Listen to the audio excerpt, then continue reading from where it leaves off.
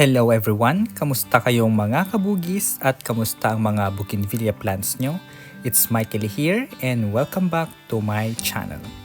This is my second encounter ng bougainvillea seeds and this time ay galing kay SSB Purple and yung last time was from Golden Pedro Bambino. And tried to manually hand-pollinated yung SSB White pero si SSB Purple ang nabuo and thanks to the bees. And aside sa short intro ko about bougainvillea seed, our episode for today's video is to show you yung mga masisipag mamulaklak na bougainvillea dito sa aking mini bougainvillea garden. Ang unahin ko na dyan si California Gold na sobrang sipag mamulaklak at hindi nawawalan ngayon flowering season. Lagi siyang naglalabas ng flowers and bawat sanga niya ay may flowers. Yung next flowering bougainvillea na sobrang hitik naman sa flowers ay si Cotabat White. And I did not expect na sobrang maglalabas siya ng napakadaming bulaklak at natatakpan na yung mga dahon niya. Totally wala ka ng dahon na makikita dahil napalitan na ng mga bulaklak and grabe yung kumpul-kumpul na maliliit na white flowers. Amazing siya and favorite ko siya this season. Nag-shine bright siya talaga na parang diamond. And siya pa naman din yung isa sa mga neglected kong variety but now, hey, I am here, sabi niya. Another variety dito sa garden na walang sawa din kung maglabas ng bulaklak ay si Golden Picture. She is one of a kind kasi yung mga dahon niya ay golden talaga and samahan mo pa ng purple na bracts na parang ubi cheese na combination. Siya yung variety na pwede mong i-collect ng madamihan kasi sobrang ganda niya talaga at mapapaibig ka talaga ng sobra-sobra. Yung next variety na isa din sa masisipag na mamulaklak ay si Watermelon Kiss and recently lumabas yung variegated version niya na super top rare ngayon. I am not sure kung magkano pero siguro nasa range siya ng 2K pataas. And what I love about Watermelon Kiss is bawat sanga din niya ay naglalabas ng flowers and sabay-sabay. She is totally heavy bloomer and matagal na din siya sa akin as my collection. Yung next variety na kumpul-kumpul din na maglabas ng flowers ay si Kilisa. Yung bracts is colory white pero ang sabi nila ay nagiging magical din ang bracts niya. But in my case, in experience, hindi ko pa siya nakitang naging magical and pure white lang talaga siya na golden yung mga dahon. And sa live selling, madaming naghahanap sa kanya and no doubt kung bakit.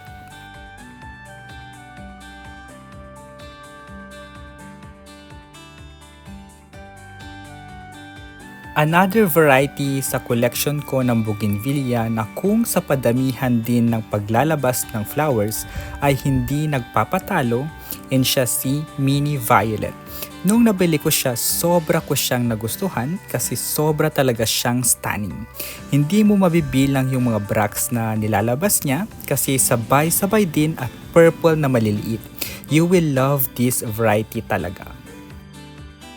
And now ko lang napansin, usually yung mga purple or violet colored bougainvillea varieties ay sila yung mga masisipag mag-flowers. Tama ba? Yung next variety naman ay si Adarna Yellow. And mind you guys, sobrang sipag nito mag-flower and since yellow siya and yellow ay favorite kong kulay sa mga flowers kaya gustong gusto ko din siya. Siya yung na-scam akong bougainvillea variety na sabi ay legit Adarna daw na sinabi ni seller pero nung namulaklak, voila, pure yellow siya and hindi siya yung legit Adarna na magical yung mga bracts niya.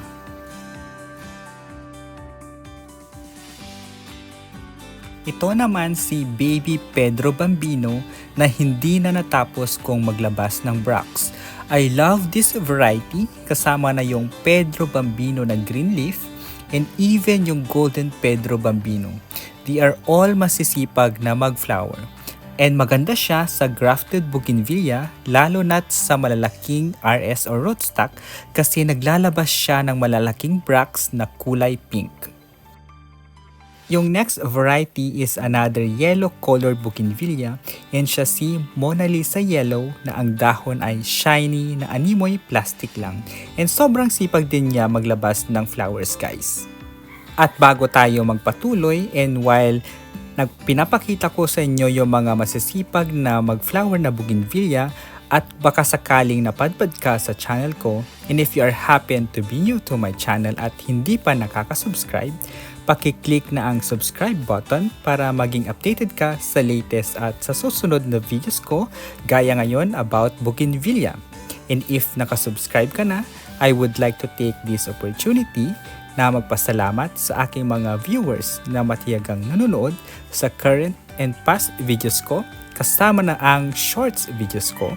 Maraming salamat po at lalong-lalo na sa mga subscribers ko na patuloy na sumusuporta sa aking channel. Thank you so much. Itong next variety ay si Foxtail White na sobrang taas na niya dahil sinadya ko talagang maging ganyan siya dahil maganda yung way niya ng paglabas ng bracts niya. Si Choco Purple naman itong next variety na aside sa masipag maglabas ng flowers, matagal din kung maglagas yung flowers niya. Recently ay lumabas yung Chocolate Yellow and Chocolate White varieties na parehong top rare ngayon na pareho ding pricey. Choco White price ay nasa 1.5 na rooted and while si Choco Yellow naman ay 2,500 but grafted. 21J series na variety, si 21J Pink ang isa sa original na masisipag mamulaklak. Tapos sa Violet September series naman na variety, si Violet September naman ang sobra din mamulaklak. And another violet colored bougainvillea na masipag mag-bloom. Madamihan din siya mag-flower and masipag kung masipag.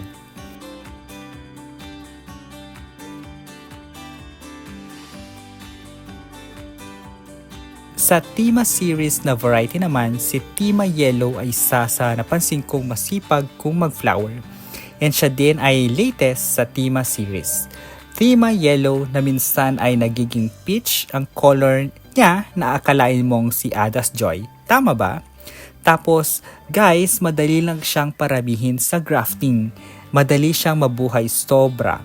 Si Tima Yellow ay isa sa madami kong na-propagate dito sa aking mini bougainvillea garden. And I have a video ng Tima series ko kasama na yung mga nag-graft kong Tima Yellow. And meron akong inaay na Tima series which is si Tima RJ or Tima Romeo and Juliet. And I don't know kung saang bansa siya galing pero I want to have her dito sa aking bougainvillea collection. Sasama ko na din sa list ng masisipag na varieties ay sina SSB White and SSB Purple. Sila din yung masipag magkaroon ng seeds.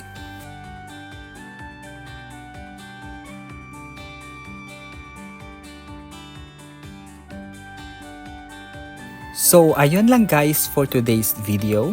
Thank you so much for watching at makakaasa kayo na pagbubutihan ko pang gumawa ng mga relevant videos for bougainvillea. Kaya naman don't forget to subscribe, stay safe and healthy, and we'll see you in my next videos. Bye-bye!